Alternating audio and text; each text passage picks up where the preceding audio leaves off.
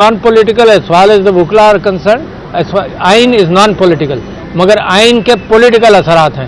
آئین خراب آئین بن جائے تو اس کے خراب اثرات ہوں گے. ہائی کورٹ کے ججز کو یہاں سے وہاں ٹرانسفر کیا جائے، اپوائنٹمنٹ پرائم منسٹر صاحب کریں، تو جس طرح سے پی آئی اے میں اور اسٹیل مل میں اپوائنٹمنٹ ہو کر ستیہ ناش ہو گیا، اپوائنٹمنٹ کر کے اسی طرح سے جوڈیشری کو بھی اسی ڈھب پر لے جانا چاہتے ہیں. جناب علی، آپ کا کوئی سوال ہو؟ میں بار ایسوسیشن کے لوگوں سے کہتا ہوں اگر یہ کچھ فل ان کرنا چاہیں تو ضرور. وہاب بلوچ صاحب ہیں، ہمارے وہاب بلوچ صاحب ہیں، پی ٹی آئی کی آئی لیف سندھ کے صدر ہیں. بتائیے سر. مہمان میں یاسر صاحب ہیں، ہمارے زاہد محسود صاحب ہیں، ان سب ظہور محسود صاحب ہیں. یہ سب حضرات جو ہیں اس وقت جدوجہد کرنے کے لیے تیار ہیں، اور انشاءاللہ وکلا جو ہیں پاکستان تحریک انصاف کی جس شہر میں بھی پروٹیسٹ ہوگی بھرپور ساتھ دے رہے ہیں. ہم اس پوری کمیونٹی کو مشکور ہیں. یہ گا کہ کیا آئین میں ترمیم کرنا، قانون سازی کرنا پارلیمنٹ کا حق نہیں ہے؟ دوسرا سوال، آپ نے کہا کہ وکلا بار کے عہدیدار جو آپ نے کہا کہ یہ آئین کے چوکیدار ہیں.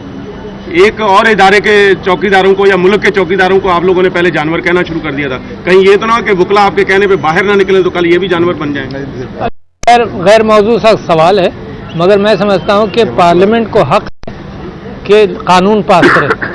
بالکل ایسا ہی حق ہے قانون کا کہ جی آپ دانت کی تکلیف ہو، میں کہوں میرے ڈرائیور سے علاج کرا دو، آپ کرا لیں گے کیونکہ میں نے کہہ دیا. ایسا نہیں ہو سکتا میرے بھائی، ہے نا. اگر امینڈمنٹ کرنا ہے تو اس کے اوپر بحث ہو، مقننہ کے پاس بات جائے، اس طرح سے چلے، کچھ ٹائم ہو.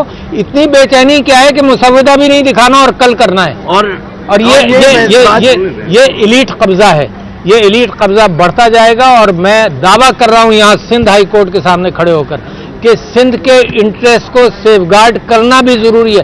چھوٹے پروونسز انصاف کی بنیاد پر برابری محسوس کرتے ہیں. اگر انصاف آپ ان سے ہٹا لیں تو اور ساتھ ساتھ یہ کہ ہارس ٹریڈنگ والا جو امینڈمنٹ پاس ہوا ہے وہ بھی اس کی اتنی سخت ضرورت تھی کہ 2 سال سے پینڈنگ تھا، نہیں پاس ہوا، ابھی اچانک جلدی سے بلا کر پاس کر دیا.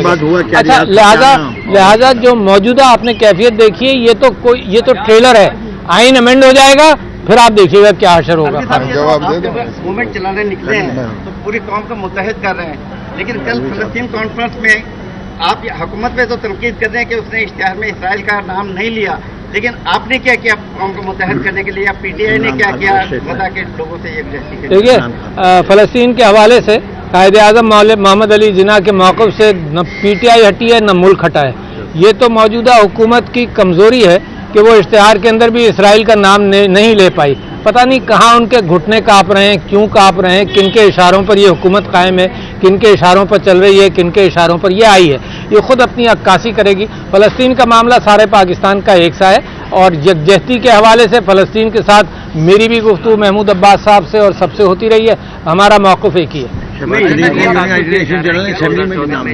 چین کا صدر آ رہا تھا تب بھی تحریک انصاف نے شنگھائی تعاون تنظیم کا اجلاس ہو رہا ہے، آپ وہ اسلام آباد آ رہی ہے، کہ کیا قومی مفاد کے خلاف جا رہے ہیں آپ؟ اچھا، کسی نے ہم سے یہ آ کر بات کی ہے کہ قومی مفاد ایس سی او کا اجلاس ہو رہا ہے، وہ آ رہے ہیں، یہ تو چلتا رہے گا.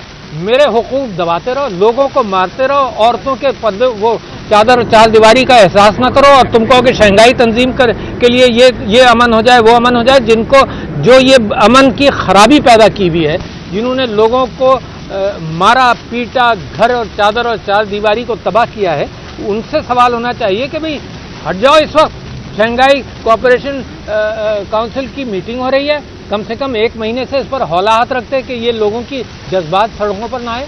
مار پیٹ کرو سڑکوں پر اور پھر کہو کہ جی قوم کی خاطر یکجا ہو جاؤ. قوم تو بس رہنے نہیں دی تم لوگوں نے. آپ کہہ رہے ہیں کہ ہم سے تو کسی نے بات نہیں کی، لیکن کل کی جو کانفرنس ہوئی اس میں تو آپ کو باقاعدہ دعوت دی گئی تھی، لیکن پی ٹی آئی تو کسی سے ہاتھ نہیں ملانا چاہتی، بیٹھنا نہیں چاہتی، تو کون کرے گا؟ شنگھائی فلسطین کے اعتبار سے جو پی ٹی آئی کا موقف ہے وہ دنیا جانتی ہے، ہم جانتے ہیں، ہے نا. کون سا تیر مار لیا انہوں نے کل مل کر، سب جانتے ہیں کہ کیا موقف ہے فلسطین کے حوالے سے. حکومت کے اپنے گھٹنے مضبوط کرنے ہیں تو میں اس وقت اس قابل نہیں ہوں کہ فارم 47 والی حکومت کے گھٹنے مضبوط کر سکوں. ان کے گھٹنے جواب دے گئے، ان کو وہ کیا کہتے ہیں وہ ٹرانسپلانٹ کرانے پڑیں گے، لوہے کے گھٹنے لگوانے پڑیں گے کہیں سے. अगर कोई मूवमेंट चलती है, अगर कोई मूवमेंट चलती है तो आप लीड करेंगे उसको? अगर कोई लीड देखें, मूवमेंट तो चल रही है, वकला सारे हैं। कल हजारों लोगों ने इस्लामाबाद में, आपने कल देखा, कराची में 2 दिन पहले कराची में 1000 लोगों ने कॉन्फ्रेंस की, आपके सामने वकला मैदान में है और सारे वकला क्या हुआ? अभी नारा सुन ले, गो काजी गो, गो काजी गो, गो काजी गो, गो काजी गो। गंडापुर साहब के साथ जो हुआ वो बयान फरमा चुके हैं, है ना। ये जब 9 मई की बात की जाती है तो ये भूल जाते हैं कि 9 मई से पहले इंतखाबात कराने थे, वो नहीं कराए।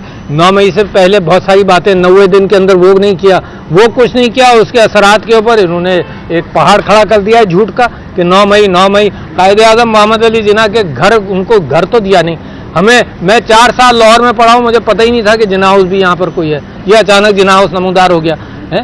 तो असल में हकीकत इंसानों को भूल कर कंक्रीट की पूजा करने लगे सिर्फ दिखाने के लिए। और केपी हाउस है ना? जो किया है, और KPI और सुनो उसी कंटिन्यूएशन में तुम देखो, कंटिन्यूएशन में देखें कि KP हाउस की हुर्मत का क्या हुआ भाई है। KP हाउस तो फेडरेशन की हुर्मत है, क्या हुआ?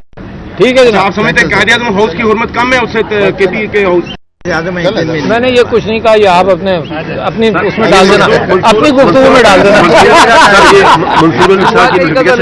मंसूर अली शाह की, हाँ, मंसूर अली शाह साहब का नोटिफिकेशन भी निकलना चाहिए, क्योंकि जस्टिस काजी फाइज का 3 महीने पहले निकल गया था। सर यही सवाल शरारत है, क्यों डिमांड कर रहे हैं? क्योंकि मैंने फाइज नोटिफिकेशन साइन किया पहले। और कौन अभी 10 दिन रह गए।